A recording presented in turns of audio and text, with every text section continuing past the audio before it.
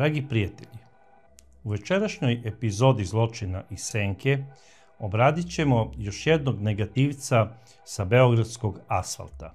Zapravo, radi se o čoveku koji je u jednom trenutku svog života, slobodno mogu reći kratkog života, obeležio jedan period u kriminogenom dešavanju naše prestonice, to jest Beograda. A radi se zapravo o Ranku Rubežiću. Ranko Rubežić je rođen 1951. godine u Peći, Kosovo i Metohija. Njegov otac je tamo bio oficir, Milić Rubežić, poreklom iz Crne Gore, i 1949. godine ženi se Slavkom Rakočević i sa njom je bio u braku i 1951. godine dobija prvog sina Ranka, a 1954. godine drugog sina Aleksandra. I oni su živeli u Peći zajedno sve do 1957. godine kada je Rankov otac Milić Rubežić dobio prekomandu za Beograd. A zapravo on je tražio prekomandu samo da ode iz Peći iz razloga jer počeo je da ima loš neki bračni život sa Rankovom majkom, to je sa svojom suprugom, i hteo je da ode jer je planirao razvod. Po njegovoj prekomandi za Beograd, naravno zbog vojne službe, on se razvodi od svoje supruge tako da Ranko i njegov brat Aleksandar ostaju da žive u Peći sa majkom, koja inače potiče iz veoma siromašne porodice.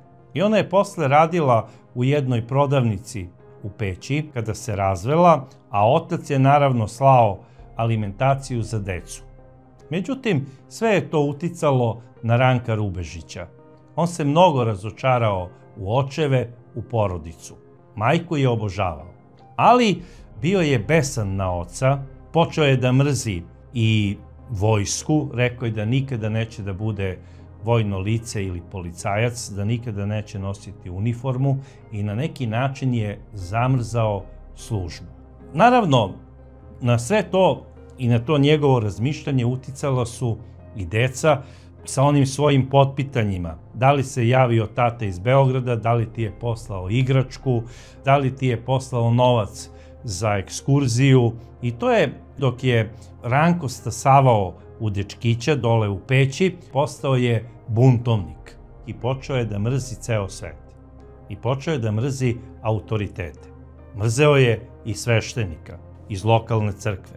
Mrzeo je svoje učitelje. Mrzeo je kasnije i svoje nastavnike. I sa školom je stigao do 7. razreda. Kad je stigao u 7. razred, on je počeo da beži iz škole, počeo je da se druži sa jednim dečkom Osmanom, to je Albanac, i taj Osman je bio problematičan, a kasnije vidjet ćemo i sudbonosan za Ranka u nekim njegovim razmišljanjima i kasnije akcijama u životu. Zapravo, taj dečak Osman poticao je iz višečlane porodice. Imao je puno braće i sestara. I njegovi roditelji nešto baš nisu puno ni vodili računa da li on ide u školu ili ne. A Osman je mrzeo isto autoritete i mrzeo je školu i mrzeo je ceo svet. I za razliku od Rankovih roditelja i od Rankovih stričeva koji su svi bili za vreme Drugog svjetskog rata u partizanima, Osmanovi rođaci svi su bili pripadnici balističkog pokreta. I Osman je odrastao u porodici koja nije volela ni vojsku, a ni policiju. I Osmanov otac, kada je mali Osman imao svega 5 godina, završio je na višegodišnjoj robiji. I Osman je počeo da mrzi još više i policiju, i vojsku, a i sve druge autoritete. Međutim, Osman je voleo hrabre ljude, drčne ljude i opasne ljude, jer je smatrao da je u tome budućnost zapravo njegovog života. I primetio je da jedan dečko ima veliko srce i da je jako hrabar i da nekada zna da se potuče i sa 10-toricom.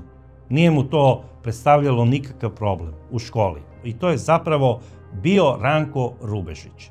I Osman mu je prišao i postali su prijatelji, počeli su da se druže. to Osmanovo i Rankovo druženje u Peći je proizašlo u to da je Osman kod jednog svog strica, koji je radio kao fijakerista na železničkoj stanici u Peći, zatražio da on i Ranko kod njega rade za neki sitan novac, u smislu da nose stvari ovim ljudima koji dolaze iz unutrašnjosti u Peć. Kada dođu dole vozom, oni im prenesu stvari do fijakera, a kasnije trče za tim fijakerom, jer to se u stvari zovu dole kare. I Ranko i Osman su trčali iza fijakera do određene adrese i pomogli bi putnicima prilikom istovara njihovog prtljaga. Međutim, to nije bio samo običan rad. To je za Ranka Rubežića bio i prvi zanat, jer je od Osmana naučio da džepari. Zapravo, Osman mu je odao tajnu tog zanata i kada bi primetili da nekog mogu lakše da odžepare, zapravo da je žrtva, jedan bi mu posvetio svu pažnju, dok bi ovaj drugi odradio posao džeparenja. Tada, ne znam iz kog razloga, sva gospoda je nosila one velike buđelare u zadnjem džepu kako bi se videli. To je nekako odavalo do autoriteta. Ili su nosili kao većina u sakou u džepu i ovi bi to odšmekali, napravili bi neki kontakt i odrađivali su posao. Tu je Ranko, znači, naučio prvi kriminogeni zanat od svog druga Osmana. I Osmanov stric je primetio da se mnogi njegovi putnici žale da su izgubili novčanike. I to je njemu bilo sumnjivo i otkazao je poslovnu saradnju sa svojim sinovcem i sa mladim Rankom. A razlika između Osmana i Ranka je bila u godinama samo 1 godina. Osman je bio 1950. godište. I Ranko je već, znači, osetio slast novca koji dolazi lakim putem, znači neradom. I odlučio je da nikada teško ništa neće raditi u životu. I rekao, ja ne razumem zašto neko uči školu, zašto neko radi tamo na njivama ili u šumi od jutra do sutra, nije mi jasno, kada evo na ovako jedan lep i lak način može da se zaradi. I sada u tom periodu Ranko počinje da razmišlja da pređe u neki veliki grad, jer je Peć malo mesto da bi se on bavio džeparenjem i tom vrstom kriminala. Novac koji je, znači, zarađivao od Osmana, on se trošio, a da ga majka ne bi primetila da on ima veću količinu novca, on je to sve štekao na jednom svom tajnom mestu. Zapravo, u zgradi gde je živeo, to je bila jedna stara zgrada sa više stanova, on je odabrao jednu šupu gde je sve to skrivao u jednoj metalnoj kutiji. Međutim, sve je nekako razmišljao da to nije dovoljna količina kako bi se otisnuo u svet. I naravno, on je smatrao da je centar sveta i univerzuma tada za njega zapravo Beograd. I sada, pošto su izgubili posao, oni su besposličarili po Peći, nisu išli u školu, smatrali su to velikom glupošću. Majka je bila nemoćna da malog Ranka natera da ide u školu. On je smatrao da je 7. razred plafon njegovog školovanja, da mu ne treba više škola i nije više išao u školu, dečko. Sada, Ranko dobija od svog Osmana jednu ponudu da oni kao veliki mangupi počnu da izlaze uveče u grad. I on je smatrao da treba da idu i da šetaju korzoom. I oni su stvarno to i uradili. Šetali su korzoom, tu su viđali lepe devojke, mangupe koji su šetali te devojke, tačno su znali ko je ko u gradu, bez obzira da li je Albanac, Srbin ili Crnogorac. Oni su smatrali da oni koji su najveće baje i koji su najopasniji u gradu imaju zapravo najlepše devojke. I odlučili su da se bave kriminalom. Ranko je predložio Osmanu da idu zajedno za Beograd kako bi džeparili po gradskom saobraćaju. Međutim, Osman je rekao, kaže, ne, kaže, pokazat ću ti večeras jedno mesto koje je puno kao Alibabina čarobna pećina. I te 1964. godine Ranko ima 13 godina i on je sa svojim drugom Osmanom, znači, izašao uveče u kafanu Korzo, koja se nalazi baš pored Korzoa u centru Peći, i tu mu je Osman otipovao kombinaciju. Rekao je: Ranko, vidiš, odradit ćemo ovih dana kombinaciju. Najbolja kombinacija je nedelja uveče, jer pazar od petka pa sve do nedelje ostaje u toj fioci, koja je u šanku. Zapravo tamo ima jedna fioka za koju Osman kaže da zna sigurno gde je i u kojoj se šteka velika lova, kako bi se u ponedeljak ujutru predala kao pazar u pošti. I kafana Korzo je bila najomiljenija u Peći i naravno Osman i Ranko su došli do zaključka da ona pravi i velike pazare. Dan za odradu bit će sigurno neki vikend i sada, da bi se realizovao taj plan, Osman i Ranko odlaze maltene tamo redovno, da bi pili uveče pred zatvaranje klakere. A onda odlaze i do WC-a kako bi osmotrili celu kafanu. Došli su do zaključka da WC izlazi na jedno dvorište i da taj prozor je na neka 4 metra visine i da jedino može da se do tog prozora, kako bi se ušlo kroz WC, ući uz pomoć merdevine. Sve su oni to osmislili, a u međuvremenu, znači, oni su prilazili nekada konobarici, nekada konobaru i rekli bi: čika Mile ili teta Ružo ili već ne znam kako su se zvali radnici kafane, evo mi ćemo da odnesemo kantu kako bi je ispraznili u kontejner napolju. I to je bio razlog kako bi oni ušli da uzmu tu kantu za smeće i kako bi osmotrili prostor u samom šanku i oko šanka. I tu je Ranko i video o kojoj je zapravo fioci reč. Naravno, Osman je to sve i ranije odšacovao, znači da je on pripremao tu kombinaciju i ranije dok su oni radili kao oni nosači sa fijakerom. I došao je i taj dan kada su smatrali da je dan D. To je bio neki prvomajski zapravo vikend. Spojilo se to sve sa tim velikim praznikom 1. majem 1964. godine. I Ranko Rubežić i njegov najbolji drug Osman uveče donose merdevine, lepe staklo od prozora selotejp trakom i razbijaju staklo. Ulaze unutra u WC, a zatim odlaze i do samog šanka. Uz pomoć šrafcigera koji su poneli, oni obijaju fioku koja je bila zaključana i na njihovo oduševljenje fioka je bila toliko puna novca da oni to nisu mogli ni da očekuju. Pazari su bili veliki i bila je velika količina novca. I oni su sve to stavili u jednu kesu, pobegli su na isti način kako su i došli, one merdevine su odneli, bacili su ih tamo pored puta i otišli su na imanje jedne starije žene koja je čuvala ovce kada se pođe prema Rugovskoj klisuri, pošto su odredili da to imanje bude njihov štek.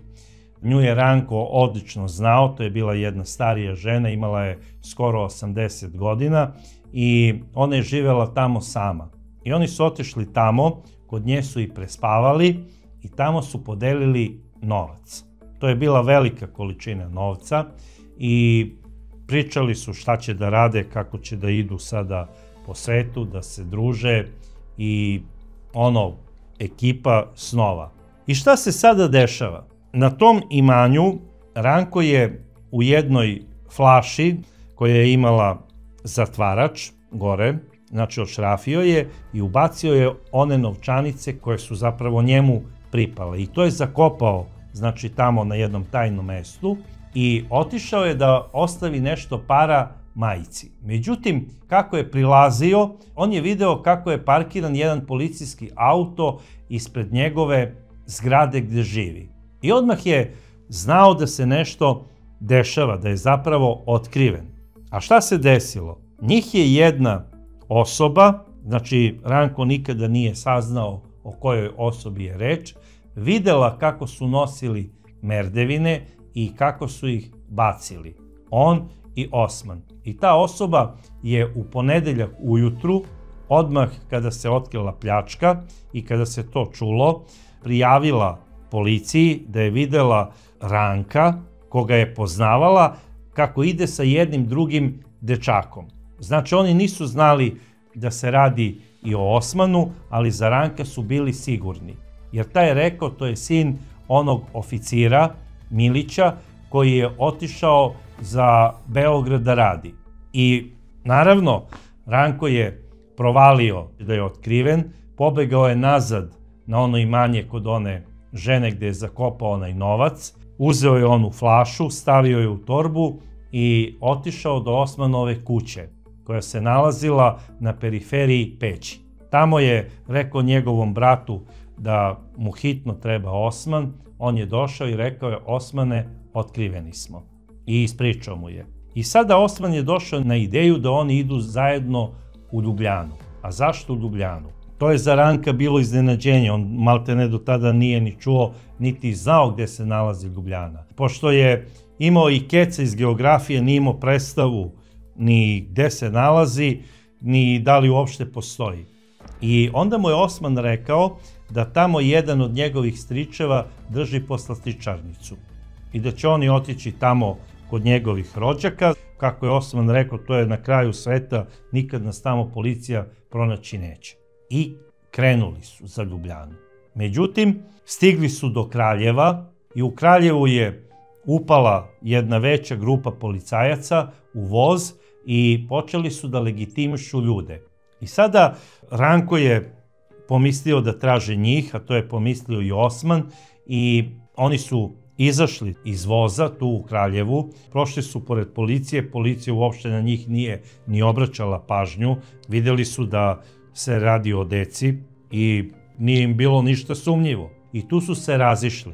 Osman je otišao prema autobuskoj stanici, a Ranko prema gradu. I sada je tamo Ranko prespavao kod nekih svojih rođaka u Kraljevu, rekao je da je krenuo kod oca da ga obiđe za Beograd, a sutradan je Ranko otišao zapravo do autobuske stanice i uzeo je naravno kartu za Beograd, ali je odlučio da ne ide kod oca. Jer ako ode kod oca na Lekinom brdu, tamo gde je njegov otac stanovao, on je pretpostavljao tamo će ga tražiti policija iz Beograda. Nego je otišao kod jednog druga, takođe Pećanca, za koga je znao da ide u srednju školu u Beogradu i da živi u nekom internatu. I to je uradio.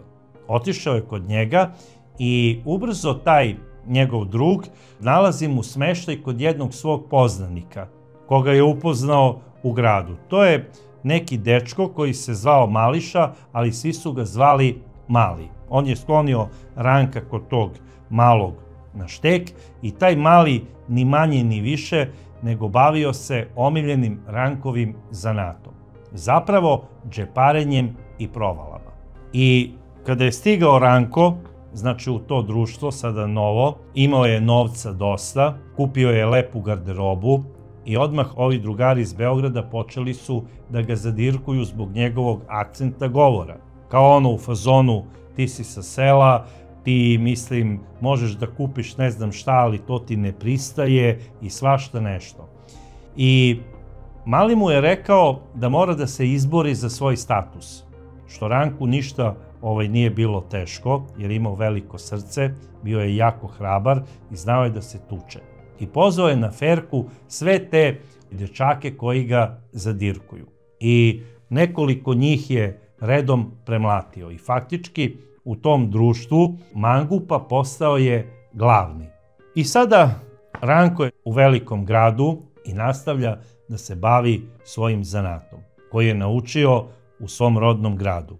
Džeparenjem po gradskom prevozu, jer onaj novac koji je doneo, on se trošio na ekipu, znači Ranko nije dozvoljavao da niko od tih klinaca plati recimo kartu za bioskop, sve je to plaćao Ranko. Zatim odlazili su na ćevape, svašta nešto su radili, živeli su na visokoj nozi, tako su bar oni to zamišljali. Idu svake večeri u bioskop, gledaju filmove koje su voleli, voze se taksije. Ej, to je za ono vreme, znači pričam o 1964. godini. Tako Ranko provodi nekih skoro 6 meseci kod svog novog prijatelja. Čak šta više, njegovi roditelji od tog dečaka, oni su spadali u neku srednju klasu. Ranko se iščuđavao zašto je ovaj dečak uopšte imao razloga da se bavi kriminalom. I taj njegov drug Mali mu je rekao da on to radi zato što je njemu to zanimljivo. I kako bi se to sada reklo, to je zbog adrenalina, naravno. I tada je kod tog svog druga prvi put slušao ploče, prvi put je čuo za Beatlese i odlučio je da pusti kosu. A otišli su i da gledaju u bioskopu film o Beatlesima. I njemu se mnogo dopalo kako oni u ritmu muzike, glavom, onu kosu mašu tamo levo desno i kako devojke ih obožavaju, kako vrište kada ih vide. Ta 1964. i 65. bila je za Ranka Rubežića presudna. Odlučio je živeću samo u velikim gradovima. Nikada se neću vratiti za Peć. Sada, šta se dešava dalje? Upravo kada je počela i 65. godina, sreo je iznenada jednog starijeg gospodina za koga je znao da je iz Peći. I sada taj gospodin, ni manje ni više, nego je prepoznao i Ranka. I rekao je: Ranko, dečko, drago mi je da te vidim i ajmo na piće, evo ovde do kafane. To je zapravo bila poznata kafana i sada je poznata kafana u Beogradu i zove se kafana Kalenić. I tu ga je odveo na piće, tu su popili ko je šta pio.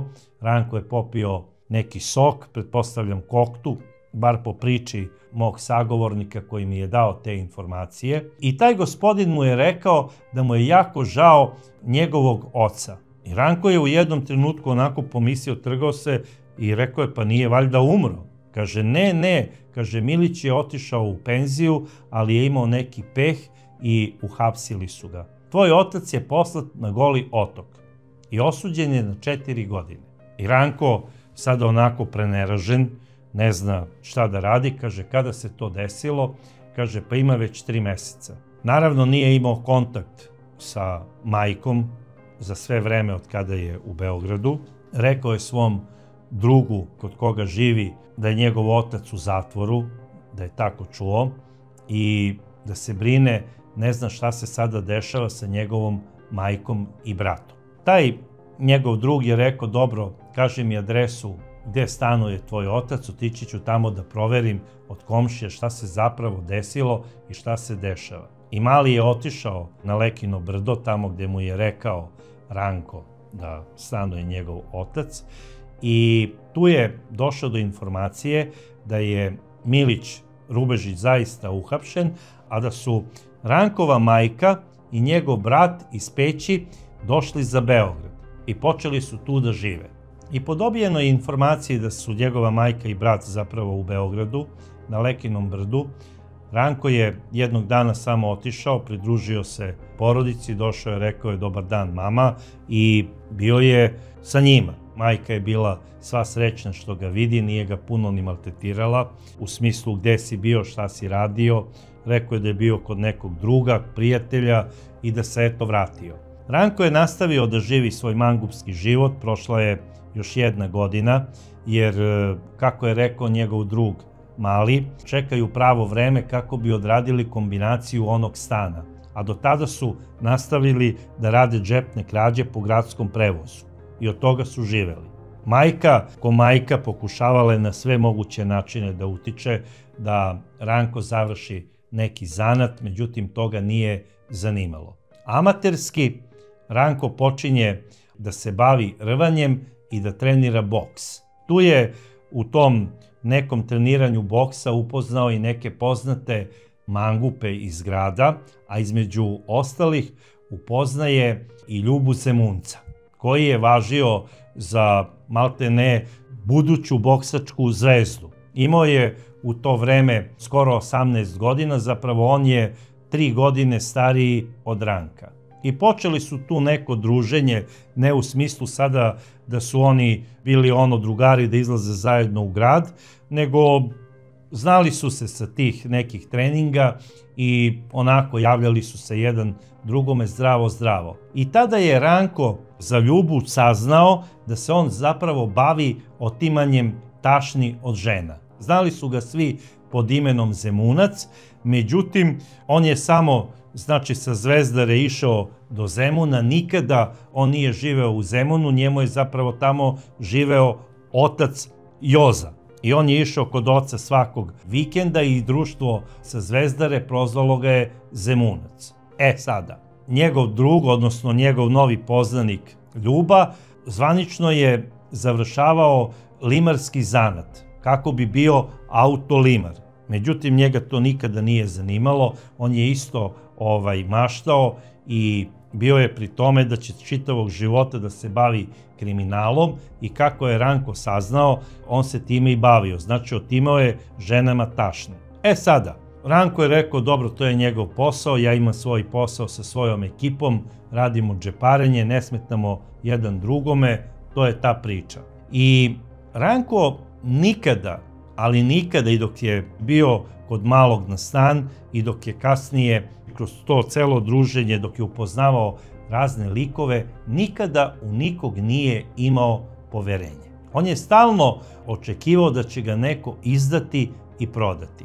I to je stalno pričao i Malom. Ti si, kaže, previše poverljiv prema drugima. Budi siguran da taj neko koji nam nudi kombinaciju možda zapravo radi za policiju. Nemoj imati poverenja u nikog. I čak je rekao da mu se ne sviđa kombinacija koju nudi taj rođak od te prebogate gospođe, jer kaže, zašto bi mi opljačkali nakit pa da damo njemu da on to proda nekom zlataru. Ja predlažem da mi njemu damo njegov deo, a da mi naš deo prodamo kako znamo i umemo. Jer ne sviđa mi se to da mi odradimo kombinaciju, pa onda da dam ja njemu nakit kako bi on to prodao, pa on posle nama da deli lovu. Ranko je rekao, jer, kaže, ja sumnjam da on ima neku nameru nas da prevari. Eto, to je razlog zbog ove moje sumnje. Zapravo, to je glavni razlog zašto ja dajem ovaj predlog. I Mali je rekao, nema problema, to ćemo i da uradimo. I došlo je i proleće 1966. godine, vreme za pravu akciju, kako je to Ranko isplanirao, sada su tačno znali kako da odrade kombinaciju i Ranko je predložio da je najbolje da prate ovu gospođu do njenog stana. Zapravo, Ranko je čekao na 4. spratu, blizu njenog stana, pored stepeništa, i kada je gospođa stigla sa stvarima, iza nje je išao po dogovoru Mali, jer je sašekao gospođu ispred pijace i rekao je, mogu li ja da vam ponesem te stvari, ima puno, žao mi je, podsjećate me na moju baku iz Novog Sada. Gospođa se premila na tu foru, onda mu je rekla, jao dečko, kako si dobar, baka će te častiti da kupiš sebi čokoladu ili neki sok, a daću ti i za bioskop. I sada on se zahvaljivao, rekao, ma nema potrebe, i ona je rekla, ne, ja moram da ti dam koliko košta karta za bioskop, on je rekao toliko, i ona kaže, dobro, popit ćeš sok od mene i ja ti dajem kartu. I šta se sada dešava? On ulazi sa gospođom u njen stan, ostavlja one stvari, one cegere što je doneo sa pijace, a ona, onako dok je mutila onaj sok tamo u kuhinji, on otvara vrata i pušta Ranka da uđe u ogromni gospođin stan. Kako je posle Ranko pričao, to je jedna ogromna stančuga od možda 300 kvadrata, i on sada ulazi u taj ogromni stan i tamo se uštekao u nekoj sobi ili ne znam već gde, iza neke zavese, i kada je Mali popio sok, kada je uzeo novac za džeparac kojim ga je gospođa častila, on je izašao iz stana i rekao je, doviđenja, želim vam svako dobro. Jadna gospođa nije ni znala da u kući zapravo ima lopova. I Ranko je ostao malte ne sve do predvečerja, kada je gospođa otišla da odmori, ona je zaspala u nekom periodu tamo negde oko 19 časova. Ranko je otišao do dnevne sobe, odnosno do salona. Tamo u tom velikom ormanu gde je sve rečeno da se nalazi ta kutija sa nakitom, on je otvorio tu fioku, tačno je znao da je to u 3. fioci i našao je veliku srebrnu kutiju koja je bila prepuna nakita. Verovali ili ne. I on je tu kutiju stavio u već spremljeni ranac, lepo je isti stavio na leđa, otišao od ulaznih vrata, otključao vrata, izašao i naravno posle par minuta bio je sa svojim društvom. Tamo ga je čekao Mali i Tiper. Otišli su do šteka koji su već unapred odredili i pripremili i tamo su podelili nakit. Međutim, šta se dalje dešava? Da li je Ranko bio u pravu kada je rekao da onaj Mali možda će ih izdati ili je možda Zlatar kome je prodat određeni deo nakita sve to otpevao policiji? Policija je saznala da je Ranko učestvovao u ovoj krađi. I kada je policija došla kod gospođe i kada su pitali gospođu da li je vama nestao neki nakit, ona je rekla ne. Ona jadna nije to ni gledala. Nekoliko dana ona uopšte nije ni gledala da li je njoj nestao nakit ili ne. Nije je zanimalo sada da ona to gleda. I ona nije znala. I kada je pogledala u prisustvu policije, ona je rekla pa ja ne mogu da verujem, meni stvarno fali kompletna kutija nakita. To je naš porodični nakit i rekla je sve šta ima unutra i naravno policija je rekla, kaže, to je sve tipovao vaš rođak taj i taj, prijavio je Zlatar kod koga je sve to prodato i sada jurimo kompletnu tu ekipu jer našli smo samo jednog dečaka i deo nakita, jurimo još 2 mangupa kako bi ih uhvatili i da vam vratimo kompletni nakit. Gospođa je bila u šoku. I sada kada je Ranko saznao, odnosno saznao je prvo Mali i je odmah pozvao Ranka, otišao je kod njega i rekao je, kaže, druže, provaljeni smo, otkriveni smo, moramo da bežimo. Šta sada oni rade? Oni uzimaju taj nakit koji je ostao kod njih, imali su i nešto love što su prodali deo nakita, zapravo par prstena, odlučili su da ukradu jedan automobil marke Peugeot, jer Mali je, kako pričao, vrstan vozač. I to su i uradili. Ukrali su jedan automobil, to je zapravo automobil komšije od Malog i krenuli su put Novog Sada. Kao tamo on ima prijatelje i rođake, tamo će živeti i štekovaće se dok imaju para, a posle će otići negde na zapad. To je bio njihov plan. I krenuli su i kod hotela Jugoslavija, ovaj dečko je vozio, znači, gas do daske. Ranko, kako je kasnije pričao, poslednje čega se seća, to je zapravo velika prikolica od jednog kamiona, posle toga strašan prasak i samo mrak. Posle nekoliko dana Ranko Rubežić se probudio u šok sobi Zemunske bolnice i tada je video svoju majku koja je tu, bila je jako zabrinuta, ona je samo plakala, a ubrzo posle toga došao je i policajac sa socijalnim radnikom. Rekli su Ranku da je imao tešku saobraćajnu nesreću i da je u toj nesreći poginuo njegov najbolji drug, Mali. Rekli su da sve znaju za nakit, da je njegovo samo da sve to ponovi policiji, da prizna i da je najbitnije sada da se on oporavi i da se puno ne sekira i da će sve to biti u redu. Naravno, Ranko je u tom trenutku razmišljao o svom drugu. Bilo mu je jako žao kada je čuo da je njegov najbolji drug nastradao u saobraćajnoj nesreći i posle mesec dana provedenih u bolnici, Ranko je bio kući. Međutim, sud je odlučio da Ranko zbog ovog učinjenog krivičnog dela krađe i automobila i krađe nakita i stana ode u popravni dom. I Ranko je dobio 4 godine popravnog doma, zato što je bio maloletan. I on je otišao u popravni dom Niš. Tamo je ponovo sreo svog starog poznanika iz Beograda, Ljubu Zemunca. zapravo Ljubomira Magaša. Tu su oni izdržavali svako svoju kaznu. Ranko je bio tamo zbog pljačke stana, krađe automobila i zbog džeparenja. Znači imao je više krivičnih dela. 4 godine ukupno je trebao da bude u tom popravnom domu, a Ljuba je isto bio osuđen na 4 godine popravnog doma, a kasnije i maloletničkog zatvora, zbog otimanja tašni ženama po gradu, jer time se on bavio tada u tom periodu.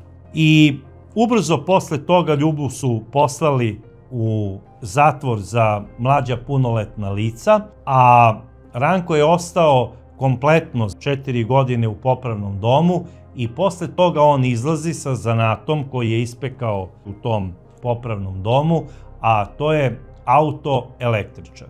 Međutim, Ranko Rubežić se nikada nije bavio tim poslom. Tamo je on trenirao i boks i rvačke sportove, bavio se i bildanjem, izašao je kao pravi atleta. Postao je žestok momak. Naravno, sada ima već 19 godina, međutim, ne pada mu na pamet da ide u vojsku. Počinje da izlazi sa mangupima ponovo. Sreo je puno svojih drugova koji su došli iz Peći da bi studirali u Beogradu i te 1970. godine u Beogradu, u Studentskom gradu, zapravo glavne dase su bili Pećanci. I on počinje sa njima da se druži, upoznaje tu neke likove koji se bave švercom džinsa iz Italije, kafe i nekih drugih stvari i počinje da mašta o odlasku za Italiju. Zato što mu oni tamo pričaju da je to raj na zemlji. Da gde god se čovek okrene, love koliko god hoćeš. Mislim, Beograd je smešan. Ranko nije mogao da veruje. Rekao je, ako je tako, onda idemo za Italiju. I onda, naravno, počele su tu priče, upoznali su ga ko je glavni za koji posao, ko šta radi i bilo mu je jako drago da je u grad stiglo puno Pećanaca i da su oni dobro organizovani i da su zapravo glavne dase. Tada upravo te 1970. godine Ranko Rubežić počinje i da se zabavlja sa tada možda najlepšom Beograđankom, sa čuvenom Bibom Ribom. Ona je bila godinu dana starija od njega i bila je prelepa. Znači imala je 21 godinu, smatrali su je najlepšom Beograđankom. I sada Ranko dasa, ide sa najlepšom Beograđankom, pa normalno mora da ima love da izvodi tu devojku u neke klubove, da je vodi znači u disko, bioskop i svašta nešto. Ranko u tom periodu nema automobil, ali stalno koristi taksi i počinje da se bavi reketiranjem. Zapravo, on je počeo da uzima određeni procenat svojim zemljacima, Pećancima, od njihovih poslova po Studentskom gradu. Znači, od prodaje cigareta, znači stranih cigareta, znači deo ide Rubežiću. Od prodaje džinsa, sve ide Rubežiću. Znači, on je uzimao lovu i malte ne, to je jedna prva varijanta reketa koju on počinje da radi kao novi vid kriminala u Beogradu. I sada, šta je interesantno? Ranko tu u gradu upoznaje i veliki broj Albanaca koji su poreklom iz Peći i okoline. I sada, jedan od tih njegovih poznanika Albanaca rekao mu je da je njegov drug iz detinjstva Osman u Frankfurtu i da se bavi tamo velikim poslovima.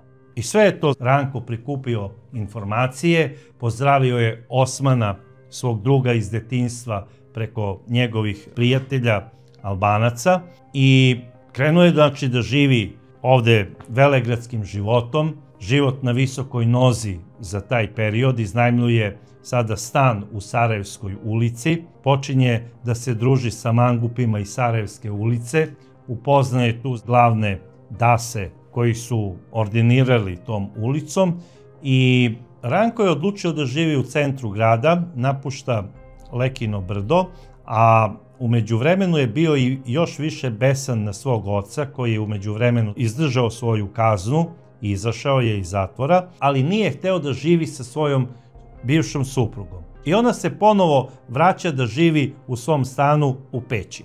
I sada je tu Ranko bio besan na svog oca i po pričama njegovih najboljih drugova uradio je nešto što je ostala nekako priča o kojoj se priča i danas u tim krugovima gdje se kretao Ranko Rubežić. Šta je zapravo uradio? U dvorištu te zgrade gdje je stanovao njegov otac na Lekinom brdu bilo je jedno drvo dunje.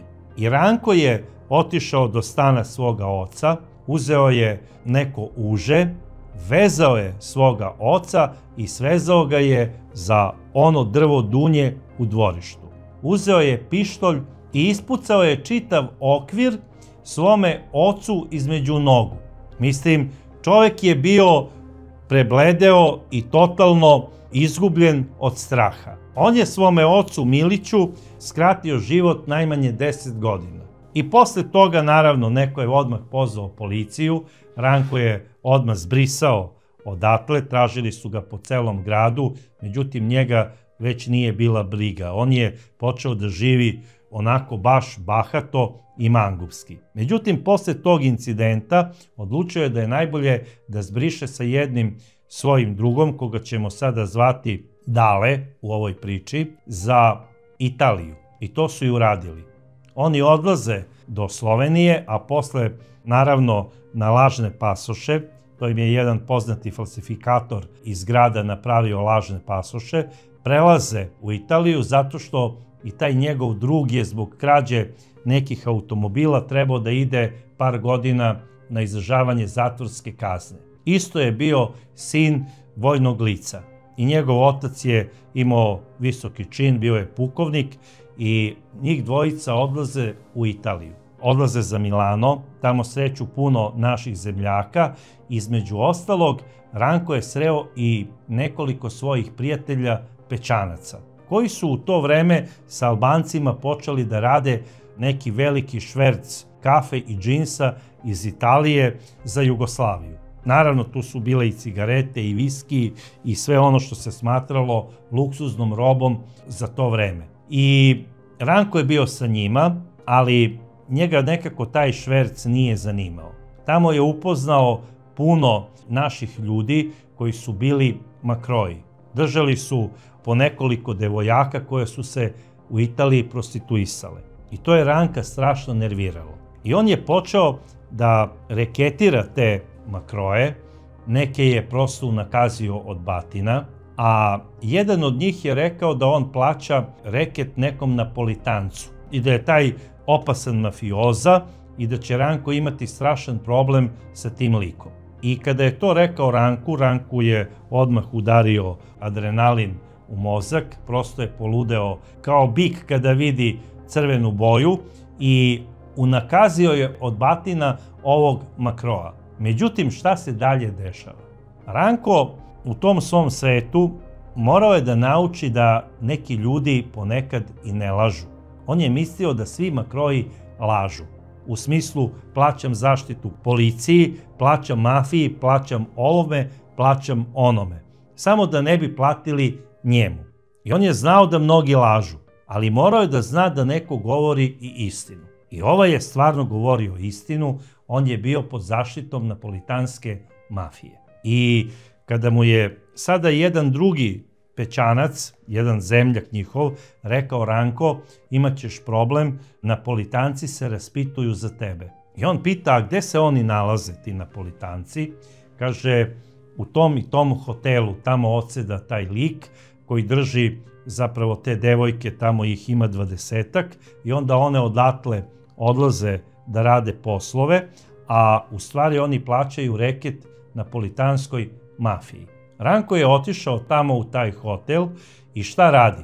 On je prebio tog poručnika napolitanske mafije koji je bio u tom hotelu. E sada, za one koji ne znaju, mafija tako funkcioniše, znači nisu svi kapoji, nego se oni obični mafiozi, gangsteri, oni se zovu vojnicima, pa onda sada idu poručnici, idu kapetani i onda idu kapoji, pa onda idu kapi di tuti kapi.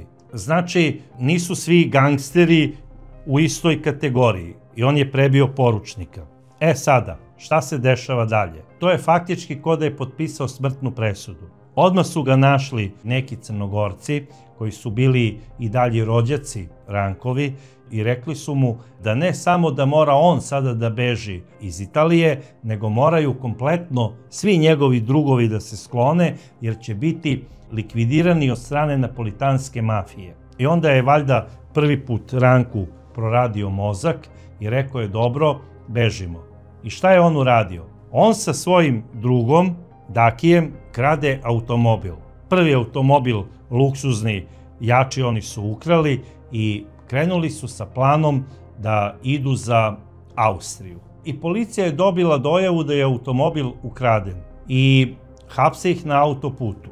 Znači, Ranko i njegov drug dospevaju u italijanskom zatvoru zbog krađe automobila. Bili su osuđeni na po 6 meseci zatvora. I Ranko je izdržao tu kaznu sa svojim prijateljem. Naravno, tamo u zatvoru nije hteo da se predstavlja pod imenom Ranko Rubežić, pričao da je on Ranko Pećanac. Tako su ga svi zatvorenici znali, naravno uprava je znala njegovo pravo ime i prezime. Posle tih 6 meseci izdržane kazne, on je proteran iz Italije za Jugoslaviju, dobio je zabranu ulaska, međutim odmah po dolasku u Sloveniju, tamo ih je čekao čovek sa lažnim pasošima i oni su već narednog dana bili u Austriji. Ranko od tog perioda pa nadalje provodi vreme u Austriji i Nemačkoj. 1972. godina je za Ranka Rubežića u Frankfurtu jako bitna jer sreće svog starog znanca iz kriminogenog sveta. Naravno, tamo je on sreo i Ljubu Zemunca, ali on sa Zemuncem nikada nije imao nikakve kombinacije, niti je bilo šta radio. Ranko je hteo da bude samostalac. Radio je doduše sa svojim drugom Dakijem, sa kojim je i došao u Nemačku, neke kombinacije pljačke jedne zlatare i pokušaj pljačke jedne pošte, ali tu umalo nije došlo do pucnjave između policije i njih, jer je naišla i policija, nekako su jedva pobegli i na sreću niko nije stradao.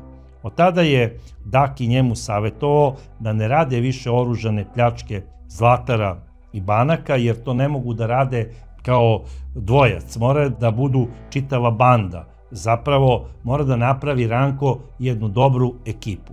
I upravo dok je Ranko stvarao svoju ekipu, naišao je na svog druga Osmana, druga iz detinjstva. I Osman ga je odmah ubacio u posao. A o čemu se zapravo radilo? Taj posao je Ranko radio pune 3 godine. A radi se o sledećem. Osman bi otipovao Ranku bogate Albance koji su tamo držali neke firme i preduzeća. I onda bi Ranko ušao recimo kod nekog Albanca koji drži dobar restoran i polupao bi mu ceo restoran. I rekao bi sutra ćeš ti prijatelju, kaže mu po imenu, meni da spremiš 10.000 maraka, ako to ne spremiš ja ću opet da ti razlupam lokal i nećeš nikada raditi. Međutim, šta se dešava?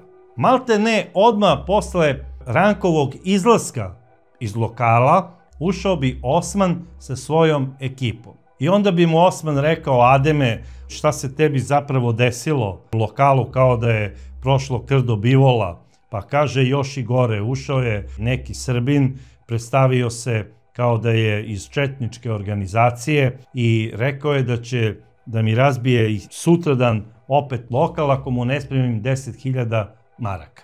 I ovaj kaže, dobro, kad on sutra dolazi, kaže, rekao je oko 14 časova. Kaže, ok, sačekat ćemo ga mi, da mi njemu objasnimo da on ne može tako s tobom da se ponaša, jer ti si častan i dostojanstven čovek.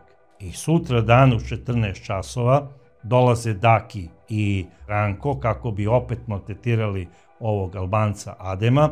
I onda kada su ušli u lokal, Ranko onako začuđeno kao, o Osmane, otkud ti ovde, nije valjda da si ti ovde gost. Kaže, ja ne samo da sam gost, nego ovaj lokal je pod mojom zaštitom.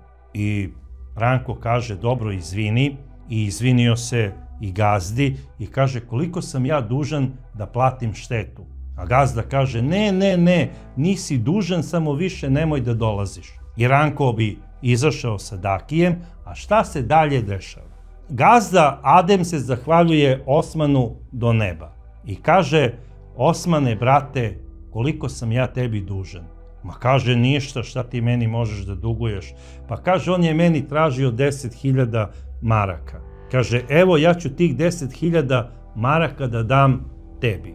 Kaže Osman, pa dobro, ako mi daš 10.000 maraka, da znaš da te uzimam pod zaštitu za narednu godinu, znači do kraja godine.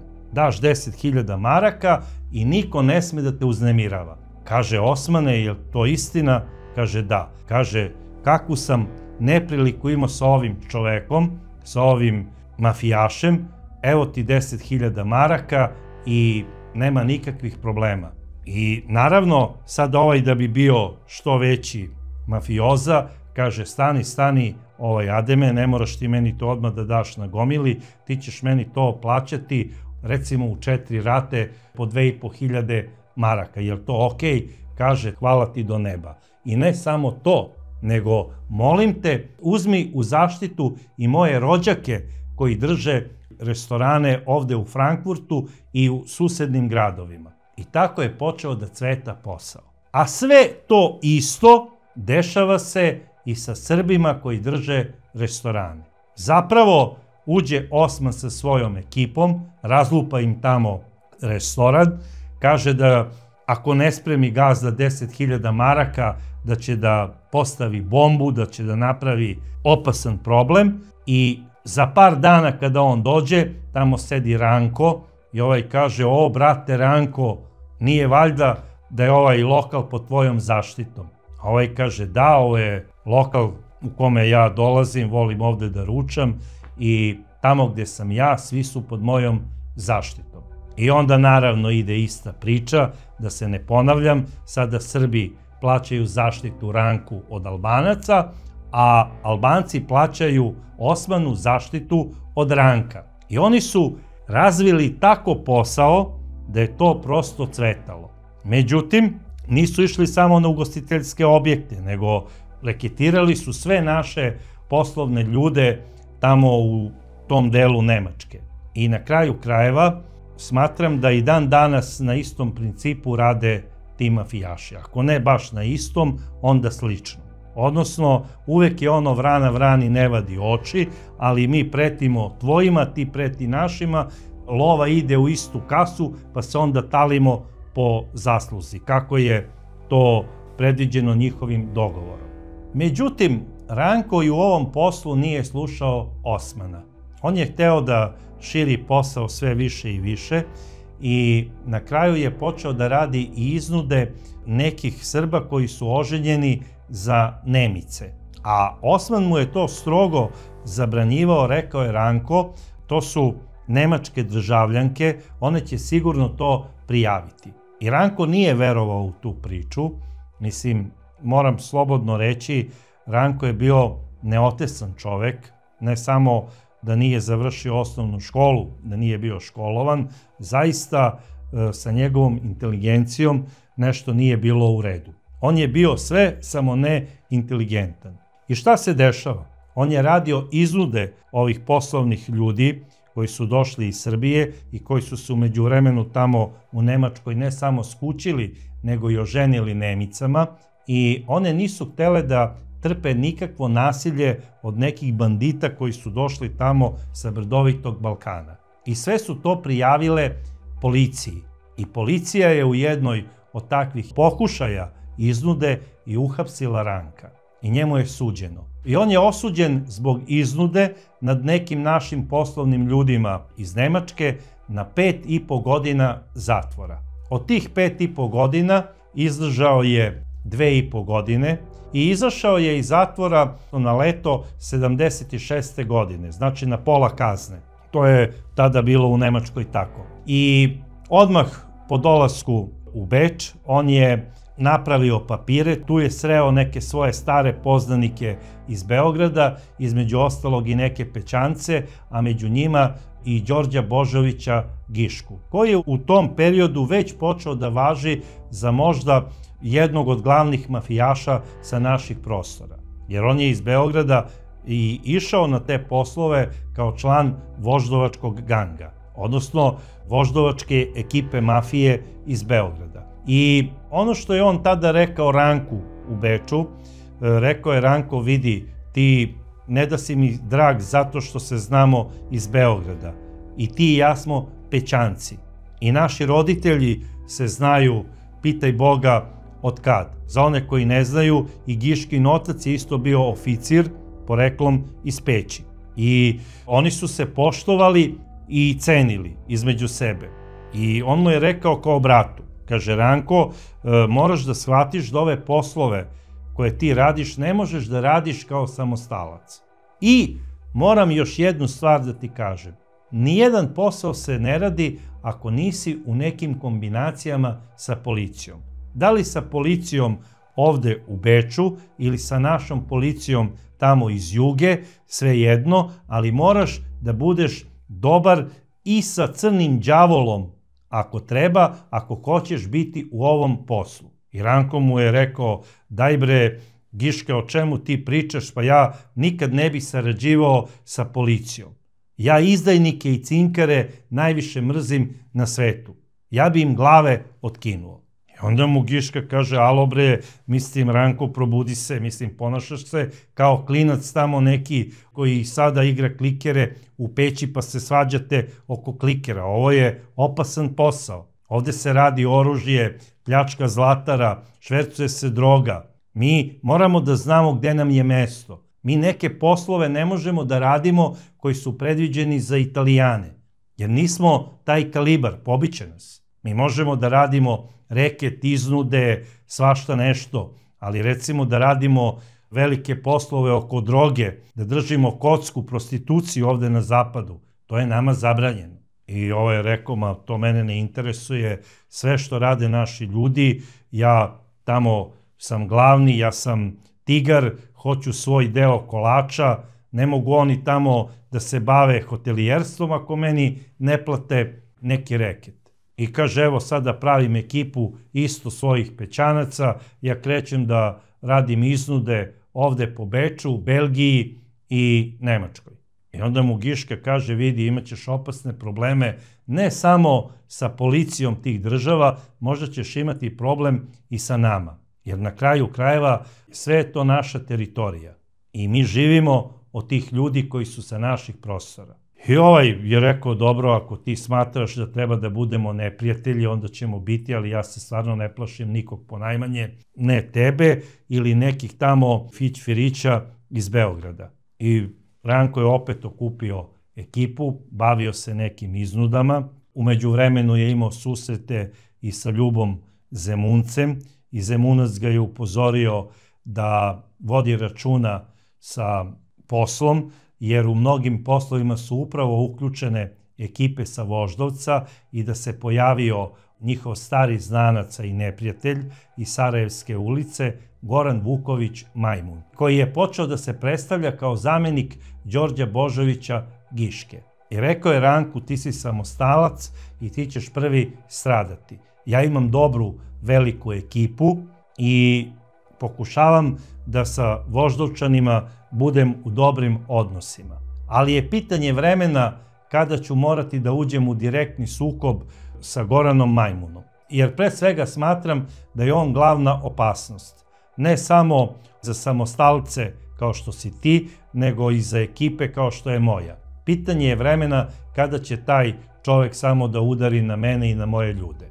I sada šta se dalje dešava?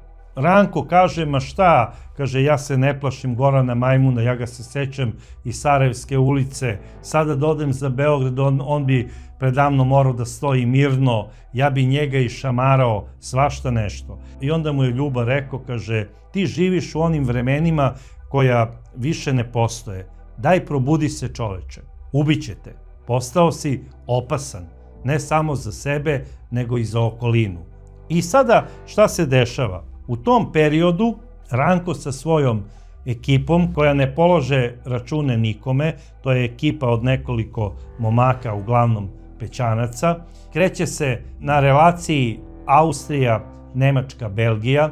Tamo rade, znači, pljačke, iznude i čak u jednom periodu se pričalo da su radili i par otmica.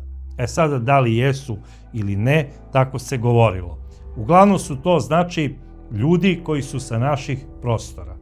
1978. godine Ranko dolazi sa svojom ekipom za Beč kako bi odradio jedan posao iznude.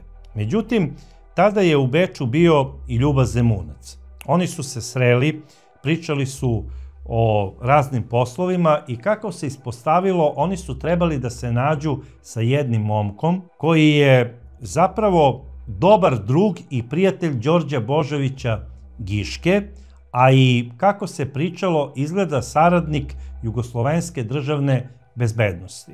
Taj momak je držao nekoliko restorana u Beču pod zaštitom i nikakva nova naplata iznude od strane neke ekipe nije mogla da se uradi ako se sa ovim momkom ne obavi neki razgovor.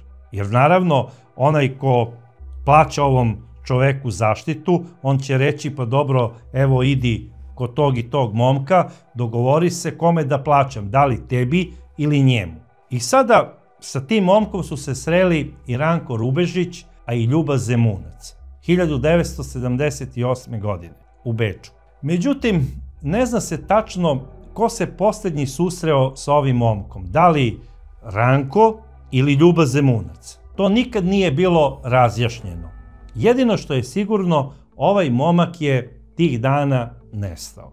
Posle nekoliko dana policija ga je pronašla mrtvog.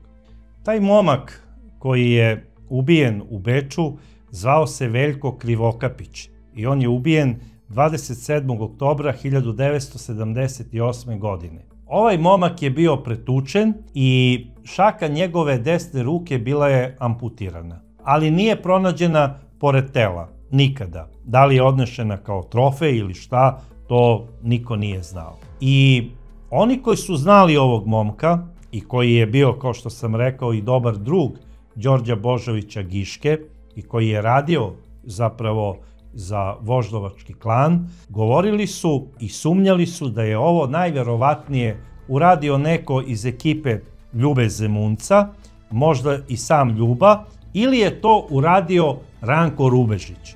Ranko je posle toga, i samo njemu znanih razloga, došao za Beograd. Te 1978. godine on se vraća za Beograd i počinje da radi u Beogradu kao solo igrač. Znači, on je samostalac, počinje da radi novi vid posla za Beograd. Ovde niko do tada nije znao šta je iznuda i reket. Ranko ide po gradu, reketira kafiće, restorane, ide čak i do nekih poznatih hotela kao što su Hotel Moskva, kao što je Hotel Palas ili recimo Hotel Srbija. I tamo od recepcionara traži reket, uzima novac iz kase hotela, zato što je znao da se u istim hotelima obavlja elitna prostitucija. I rekao je, ja se ne plašim nikoga, ni policije, ni države, pošto ste vi umešani u elitnu prostituciju, morate da mi plaćate reket. I te 1978. godine u jednom trenutku on je uzeo sav pazar iz kase hotela Moskva. I oni su ga prijavili policiji, zato što recepcionar bi otišao u zatvor. Mislim, gdje je lova? I to nije vođeno, znači, kao pljačka, nego kao iznuda. To krivično delo tada faktički nije ni postojalo u našem zakonodavstvu, kao što sada ne postoji femicid. I verovali ili ne, za ovu vrstu reketiranja i iznude koju je Ranko Rubežić uradio uz pomoć, verovali ili ne, ručne bombe, dobro ste me čuli, ručne bombe, on dobija samo 6 meseci zatvora.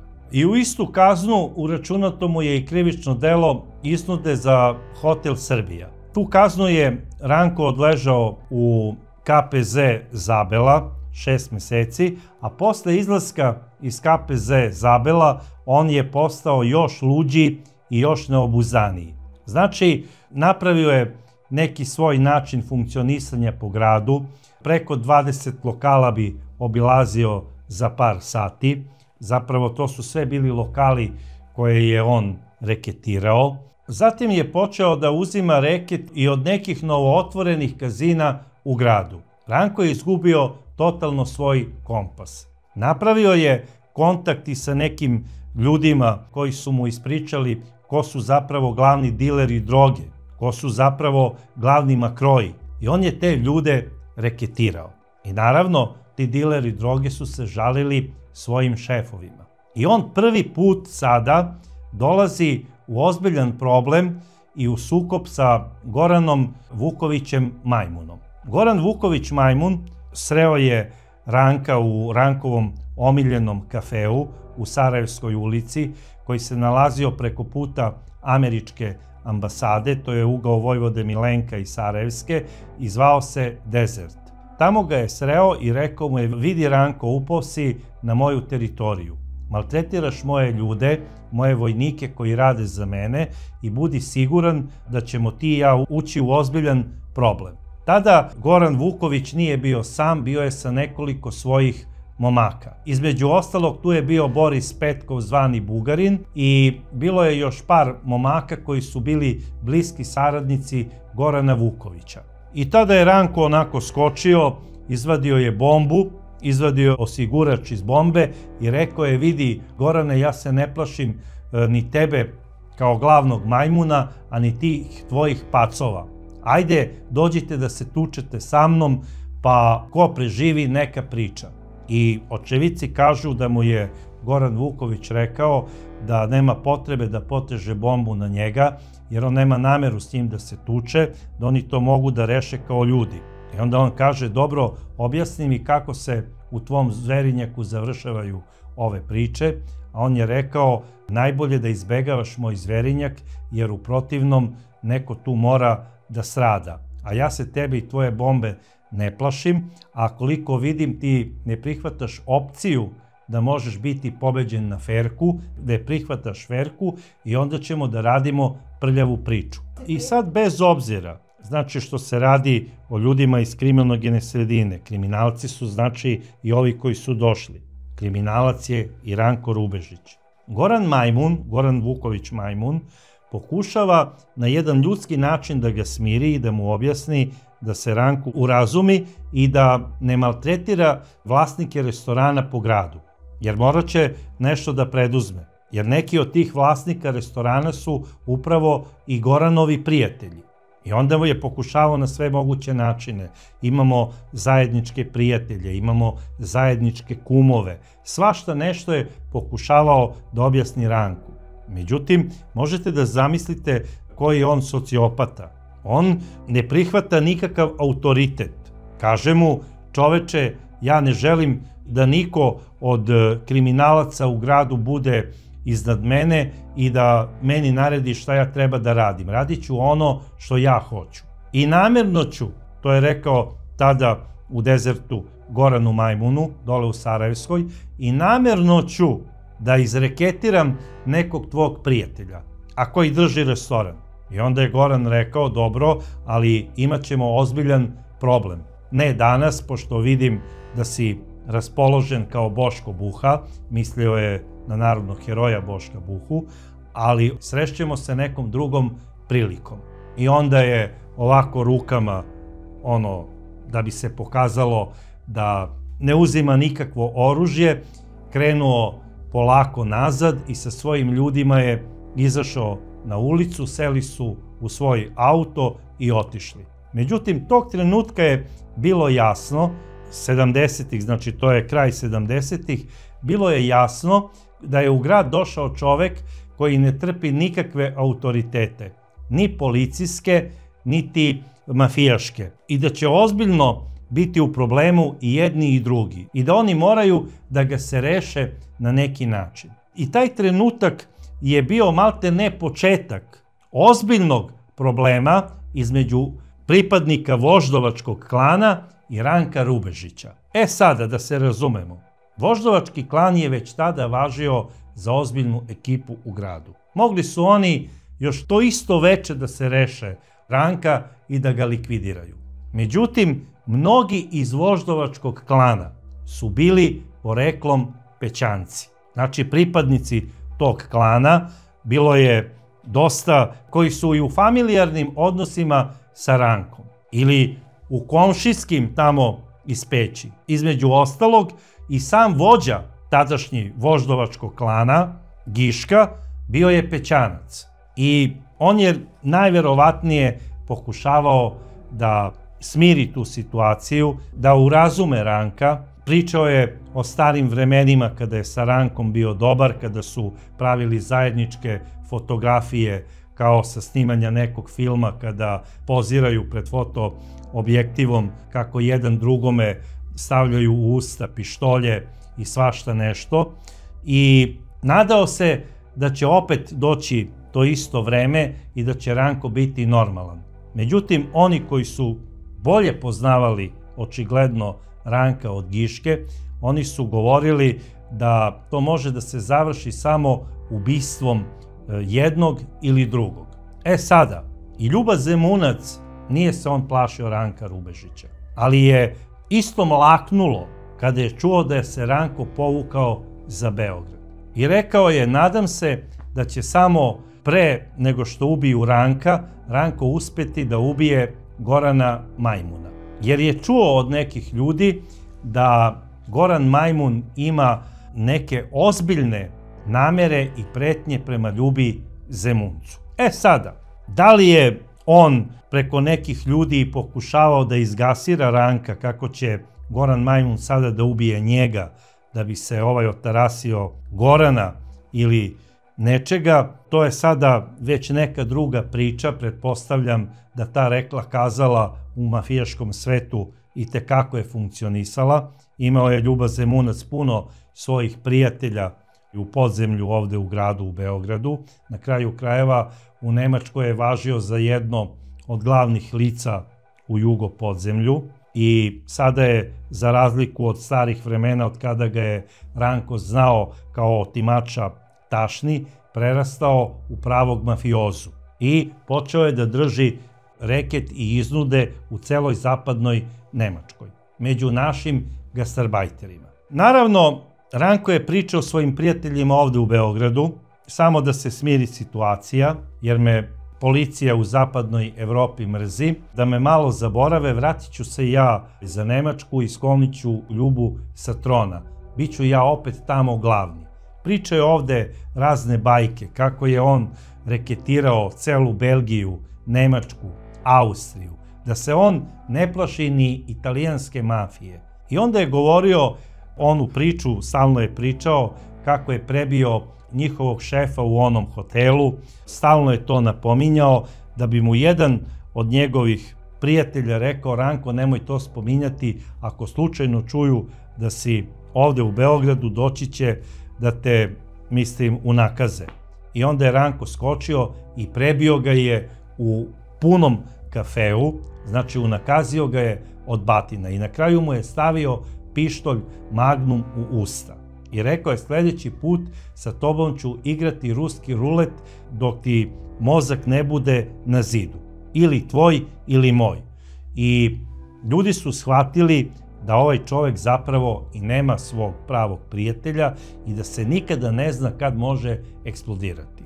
I oni koji ga znaju, a između ostalog znao ga je odlično taj Daki, koga sam spomenuo, i on mi je rekao da on Ranka odlično zna i iz zatvora i sa slobode. I on nije poštovao pravo prijateljstvo.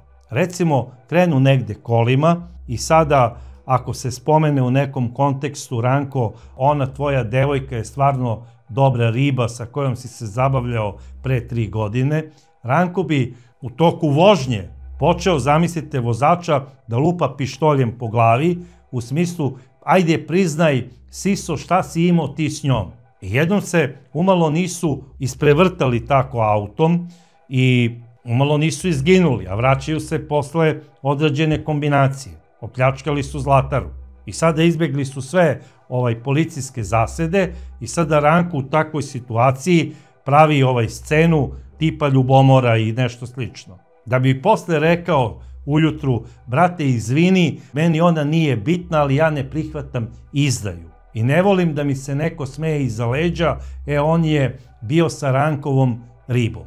Rankova riba je Rankova riba. I onda je govorio kako će se osvetiti i Dapčeviću, koji je oženio njegovu devojku sa kojom se on zabavljao pre 10 godina, misleći na Bibu ribu. Dapčević je isto pripadnik tada voždovačkog klana, inače sinovac generala Peke Dapčevića, i u tom periodu već počinje da drži neke kockarnice po Beogradu, između ostalog i kockarnicu u Metropolu. I sada šta radi Ranko? On iz osvete zbog bivše devojke nekoliko puta je ulazio u tu istu kockarnicu i iznosio je sav novac koji bi tamo zatekao.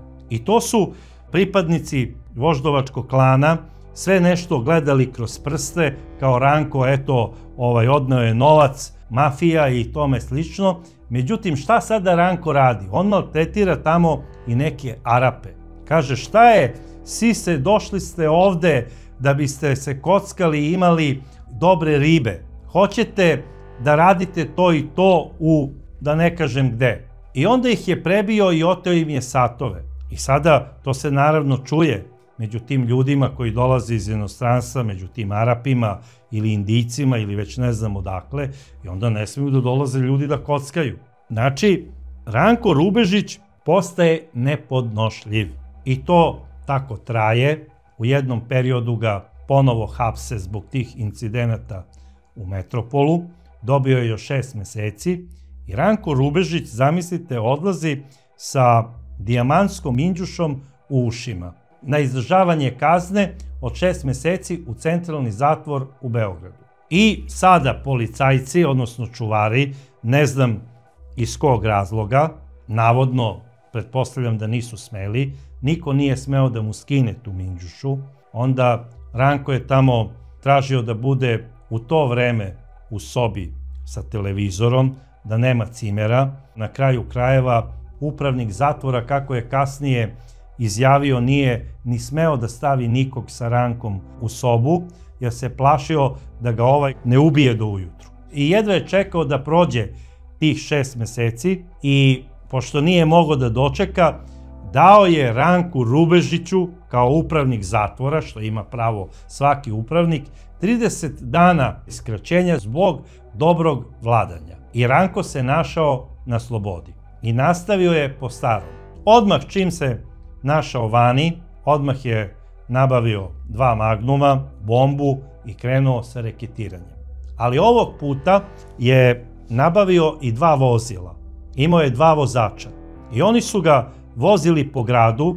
Obično su to bili ljudi iz njegovog kraja, tamo odakle je došao, iz Peći, i on je sa svojim pećancima išao po gradu i reketirao je. Bio je baš onako izgubio totalno kompas i u jednom trenutku obnavlja vezu sa svojom bivšom devojkom iz Sarajevske, počinju da se zabavljaju i Ranko je u jednom trenutku istukao, rekao je da ne želi više sa njom da se vidi, zato što ga je ona navodno sa nekim prevarila u smislu flerta, i raskinuli su vezu.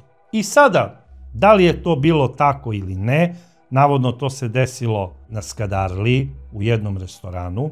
Ja sada ne mogu sa sigurnošću da tvrdim, ali ubrzo posle toga ta devojka počela je da se zabavlja sa jednim momkom koji se zove Boris Petkov. I ne samo da se zabavljala, ona je odlučila i da se uda za Borisa Petkova. I sada je Ranko Rubežić eksplodirao.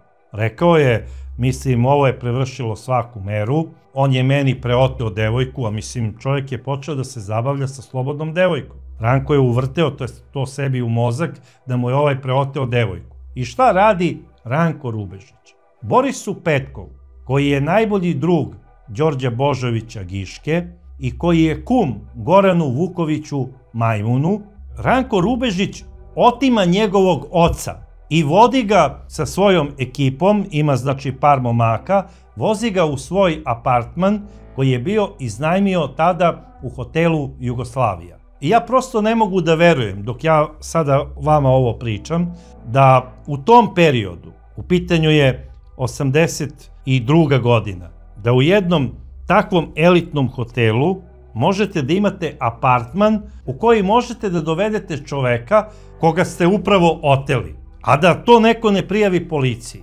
I prosto ne mogu da shvatim da u tom periodu je policija sve to dozvoljavala jednom Ranku Rubežiću. To ne mogu da apsolutno skapiram, osim ako nije krišom iza leđa držao bombu otetom čoveku, odnosno ocu Borisa Petkova. Sada, jedina mogućnost postoji, osim ako nije tadašnji direktor hotela bio isto možda neki Pećanac koga je nešto Ranko u nekom periodu ranije zadužio. Ili je možda čak i načelnik gradskog SUP-a u tom periodu bio neki Pećanac, ko zna. Ali za direktora hotela Jugoslavija baš i nisam siguran ko je bio tada direktor.